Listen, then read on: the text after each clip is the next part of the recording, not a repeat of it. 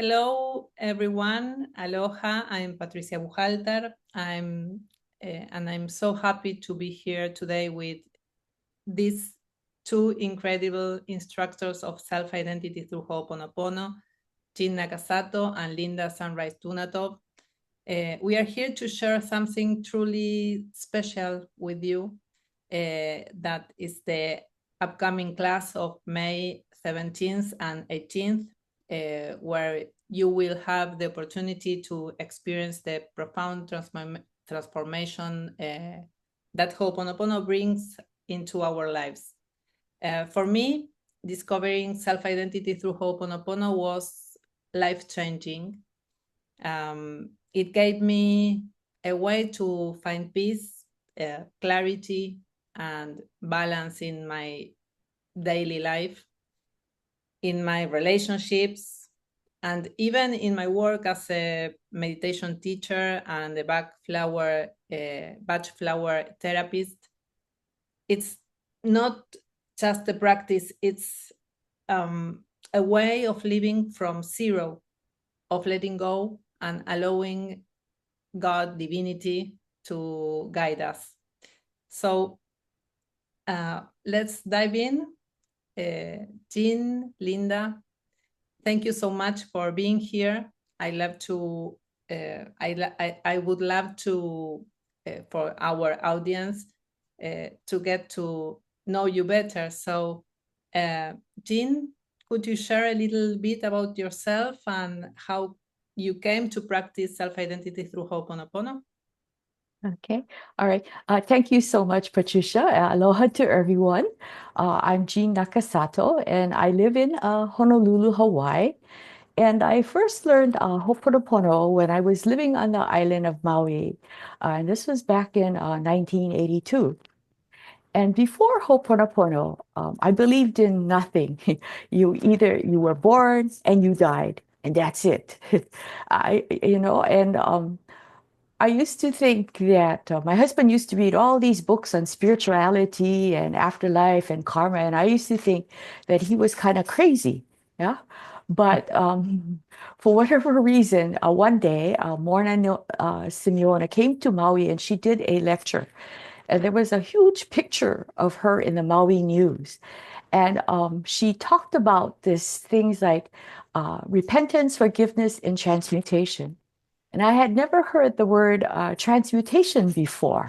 And I was so fascinated to say, wow, you mean you could take your problems in this lifetime and you can have it resolved? Because I was such a worrywart throughout my whole life that I just was tense all the time. So anyway, we went to this lecture. And once this lecture was done, as we left at the end of the lecture, I couldn't speak. I guess I was in so much shock that I had laryngitis, you know? And then my husband said it was like when she spoke, it was like this light went through his body or something just hit him. And that was the beginning of Ho'oponopono. And the next day she had a class in Maui, and we said, well, even if we have to rob a bank, we have to go to this class and find out what it's all about. And that's how it began. And ever since then, it's just become a way of life. And so I'm grateful for this wonderful gift. Thank you. Thank you. And what about you, Sunrise? Well, good. Well, hello, everyone. I'm so happy to be part of this. My name is Linda Sunrise Tunatov, and I first learned this process of self-identity through Ho'oponopono from 𝗤𝗏𝗏𝗏 and Dr. 𝗣𝗏𝗀𝗀𝗀 back in 1986.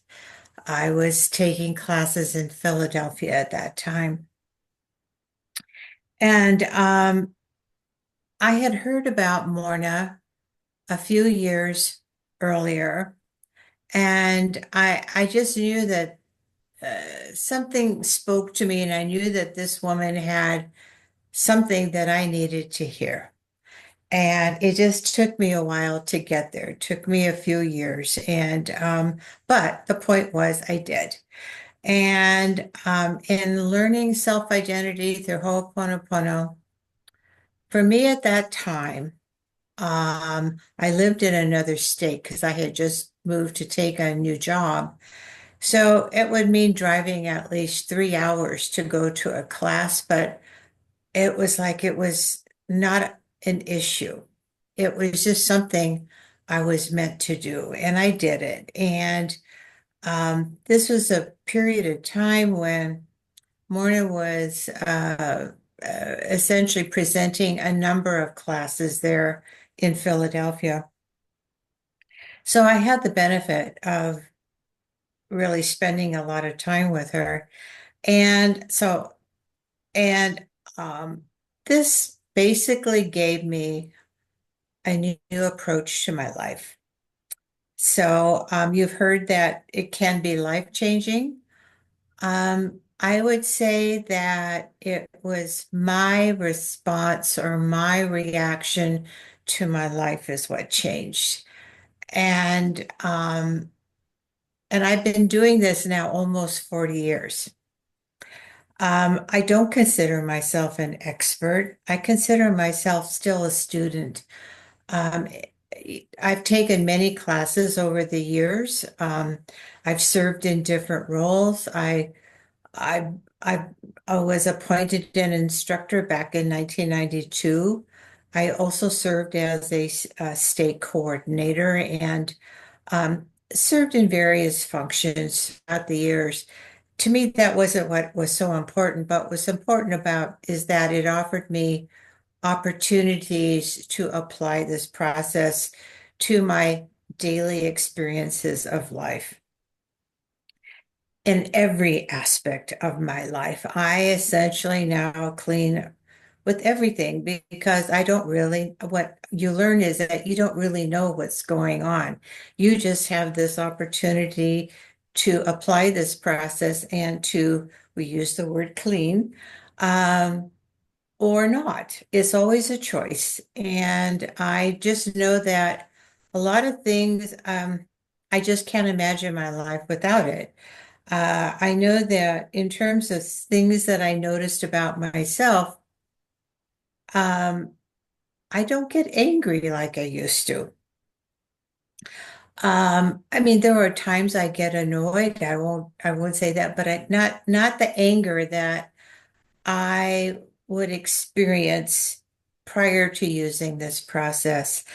Because now when something happens that annoys or irritates me, I just clean. I don't know what it is, but it's just like it's an alarm bell that's telling me, oh, we need to apply our process.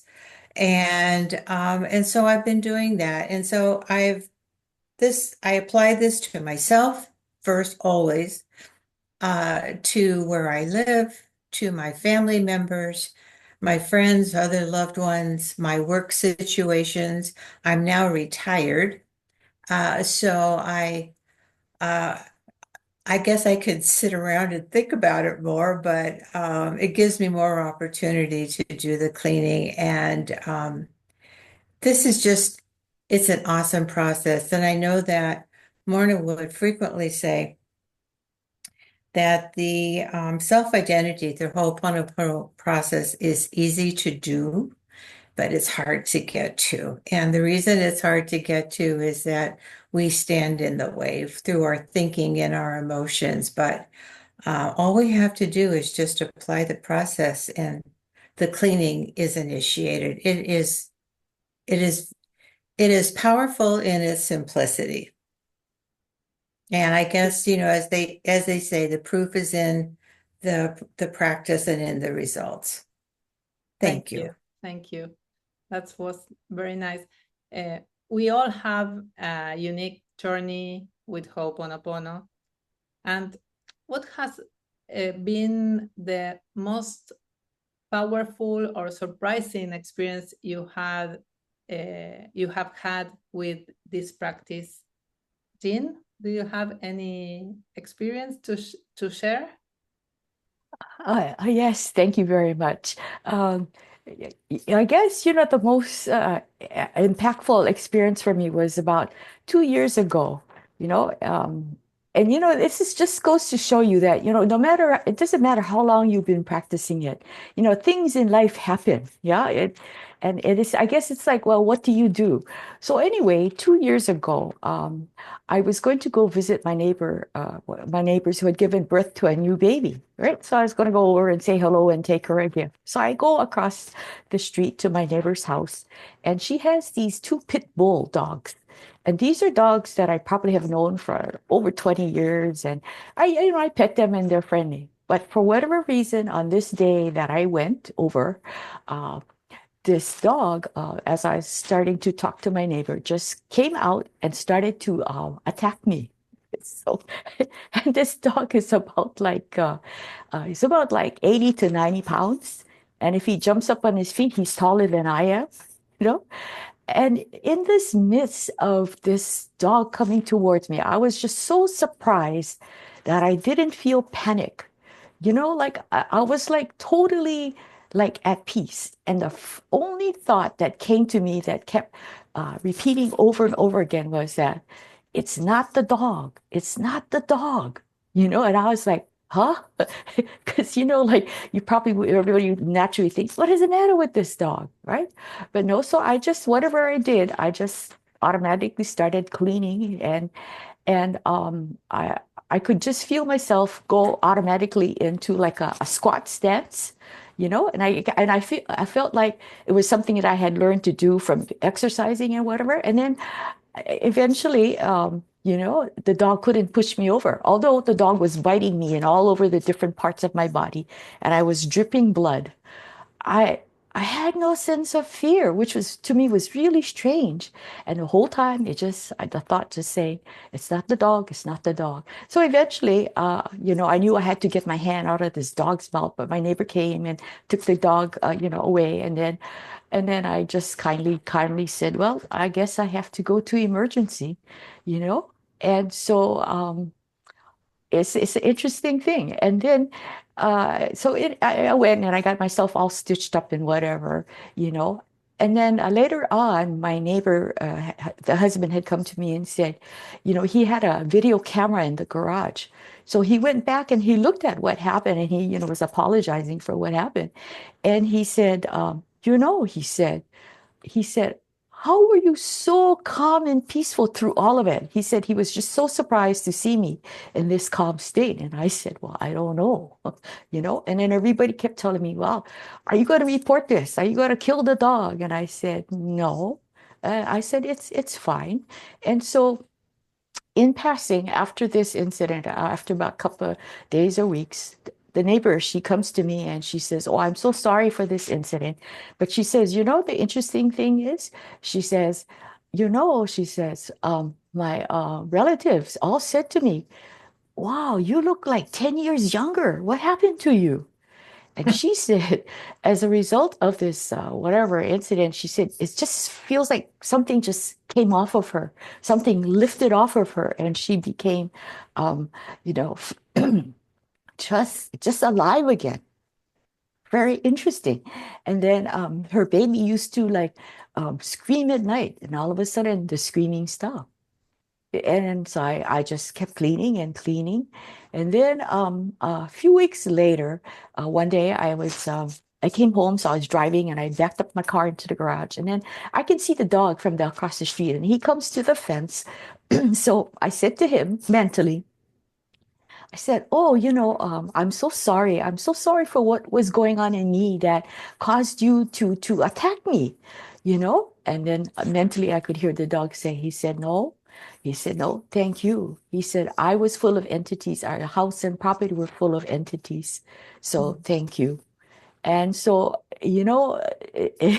the lesson I guess I really truly learned from that is, we always say it's only in us. And I thought, wow, I guess this is gonna kind of like cement me for life to say, no matter what happens and how severe or minor it is, it's just to like clean self. And then I'm grateful, to it. And then I had these scars on my hand, and but over the years, the scars have disappeared, and this dog, he lived until he was the ripe age, and then he just peacefully died, and he continued to play with the kids to no harm. And so I was just kind of like amazed, but I was grateful for the cleaning process, and then also grateful for that my 𝗍𝗏𝗃𝗍 had responded in a way of, to cleaning. And so it's like all those years of like saying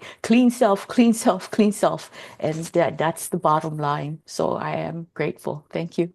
Thank you. I think also it's the training that you have, training, cleaning, or participating in classes that your 𝗍𝗏𝗃𝗍𝗀 has the training to go to the cleaning instead of go to the suffering or the yelling or wherever goes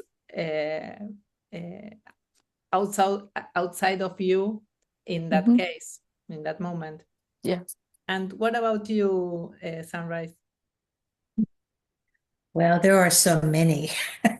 It's hard to pick one, but I guess the one that comes to mind is my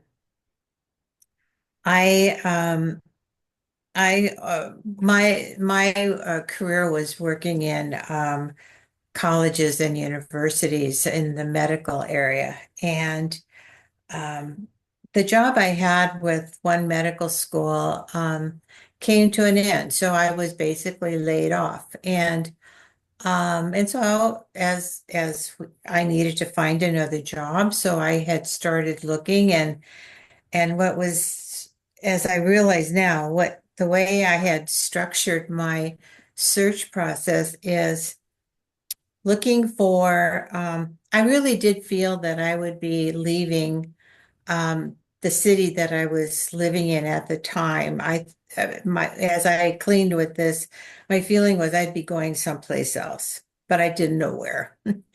And so when I was looking at job vacancies and postings, I was looking at places that I wanted to live in for different reasons. Maybe I liked the climate, maybe there were people there that I wanted to be around. I mean, just different reasons, but they were things that I was selecting. Well, over a year went by and I hadn't found one. I had had some interviews, but nothing, no job offers. Then one day as I'm cleaning and I'm meditating, I hear this very clearly. I'll never forget it. And it was, I have a job for you, but you won't look at it. I knew exactly what that meant. And it was because I thought I knew where I was supposed to be, and I had no clue. But divinity had, the right position for me. And so it was like, I don't know how to describe it, but it was like a huge light going on, because I did realize that I was going about it in a way that would not be successful. So then in my cleaning, it was like when divinity basically kind of, gave me this little, it was different, because then I opened it up. I opened up the search so that whatever it seemed, came about, I would be open to it. Well, what ended up happening was within about 2 weeks of that, this all happened so quickly, is I saw a position and I thought, but it was in a part of the country I had never lived. It was like over 4,000 miles from where I lived, but I applied, and I think within a week I got a phone call, and they set up a phone interview with me. They talked to me about the position, and then they invited me for an in-person interview. I then go back and I'm cleaning, and it's just feeling very positive. And within another week, so within a month, basically, I received this job offer. but they wanted me to start like right away because this position had been empty for a while. And well, anyway, to make a long, not going into all the details, I guess when you clean and when you let divinity basically drive, you know, just as you read about in the Who's in Charge article, the who's in charge is divinity. It's not me. And I mean, things just fell into place. It was I remember one of my sister-in-law said to me, I can't believe that you moved cross country, and she thought it was like 2 weeks. But I mean, everything fell into place. I bought a new car, I found a mover, I sold my condo, and then I got myself to where I needed to be. It was I obviously I was not the one making it happen. And my job was just to clean and it was all manifesting. It was really truly amazing. Thank you. Yes, Thank you. And I know you have a great time during your job in that part of that of the country. Well, yeah, well, that job, that particular one also led me into getting something that basically well, it allowed me to get my doctorate. And at that point, I had tried several times, but it just wasn't working out.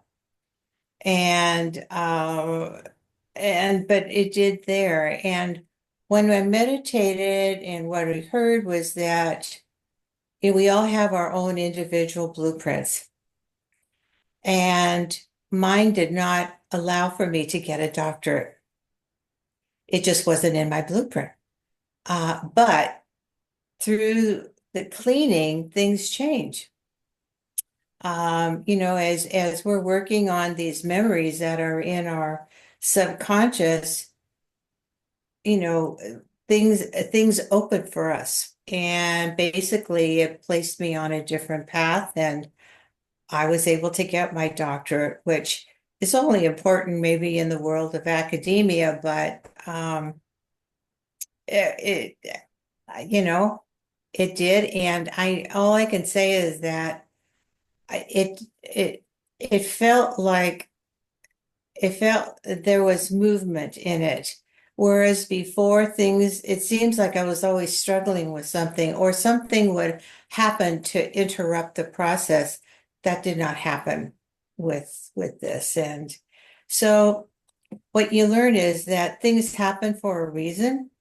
And sometimes you don't have the foggiest clue of what might be around the corner for you, but divinity does. And so it's I think for many of us, it's often very difficult to give up a sense of control, because we want to control everything in our lives. But if we can just do the cleaning and, you know, turn it over to divinity, it's truly amazing what can happen. Thank you. That's so inspiring. And I completely relate. Ho'oponopono has helped me in so many ways, especially when I work with clients. I always say that when someone comes to me for help, it's actually a gift, because it gives me another opportunity to clean, to let go of memories, and to return to zero. It's incredible how this process works beyond what we can see or understand, and how we are always cleaning, not only for ourselves, but for our families, our ancestors, and even for situations we are not consciously aware of. So for those who are hearing about Ho'oponopono for the first time, or are considering joining the class, what what would you say to them? Why is the class so important? Tin? Yeah. Okay, thank you, Patricia. You know, taking a class is it's truly a gift. Yeah, you know, it just opens up so many pathways and things unknowns to us. You know, I think the first time I took Ho'oponopono, it was like just so shocking to think that we can let go and let God. And I always try to remember, like, you know, what does that really mean? But you know, only divinity created us, and only divinity knows what is right and perfect for us.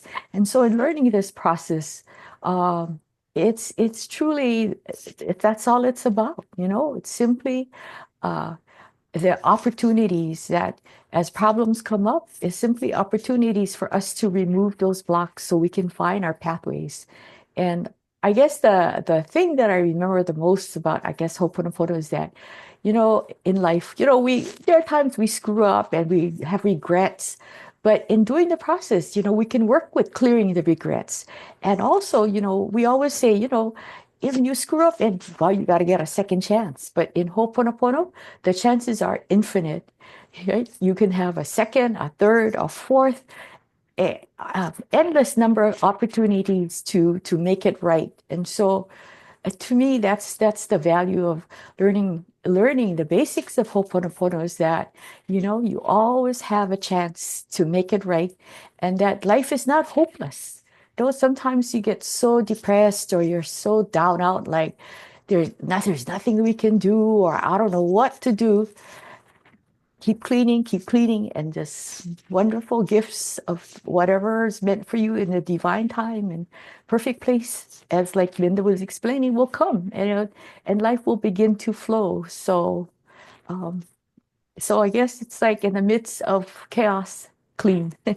Thank you. Thank you. And Jean, Sunrise, what is the class means to you, or why is this class so important? Well, every class for me is a new opportunity to clean and to learn more about the process.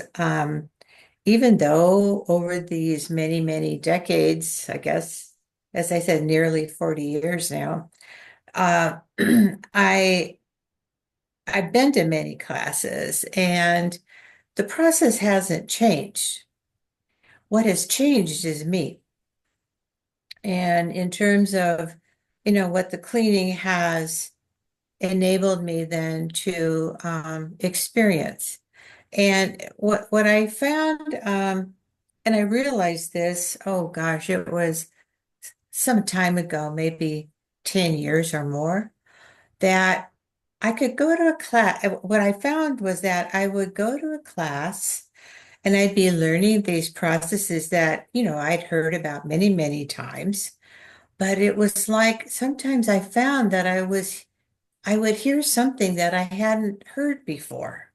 It was like a new revelation. And I think that it was like layers of, let's say layers of crud were being removed from me so that I could see things differently.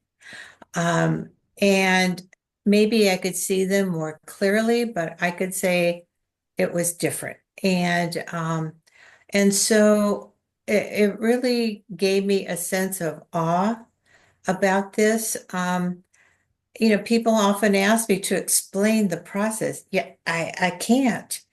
I just know that if I do it, that I continue.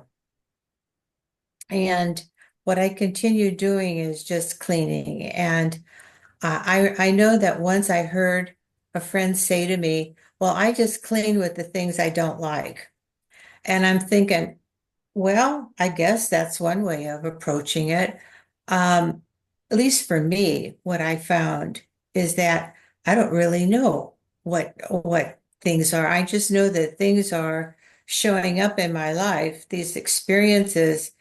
These are opportunities to clean. I don't have to do anything, but I don't want to give up that opportunity because of I want to really clean my way back to the void. And that's really what I'm seeking to do. Thank you. And Yeah. yes, I love that in the class, we don't just learn the process, we experience it. It's Yeah. about allowing change to happen without expectations, trusting whatever needs to be cleaned will be cleaned. And one of the things I always tell people is that the benefits of this class stay with you for life. You receive a manual, the basic one manual. You learn over 70 cleaning tools, and most importantly, you become your own teacher. You don't depend on anyone else to do this work for you. So if you feel the call to take this step, we invite you to join us on May 17th and 18th. It's an opportunity to reconnect with you, with your true self, to release what no longer serves you, and to bring more peace into your life. Thank you, Jean. Thank you, Sunrise. If you want to share another thing for the people.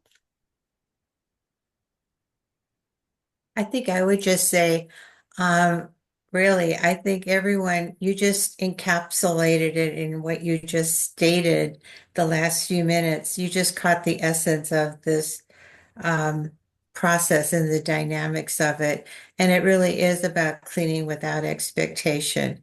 It's amazing. Thank you. Thank you. Okay, so piece of I. Okay.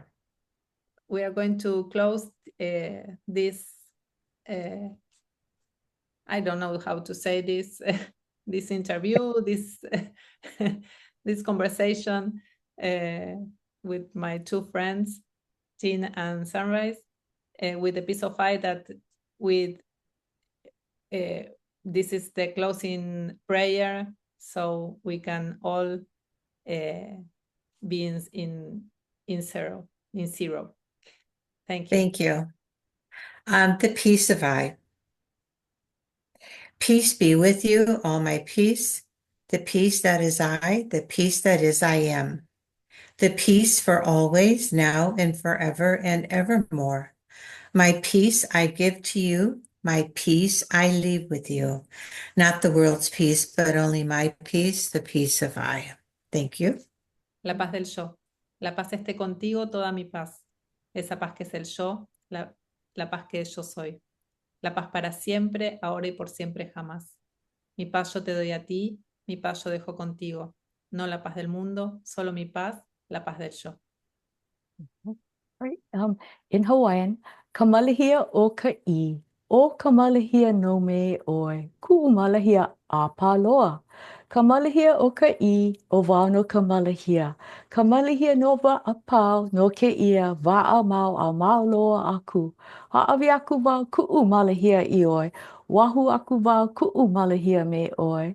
A ole kamalahia o ke au, a ka ka'umalahia wale no, kamalahia o ka'i. Okay, thank you. Thank you.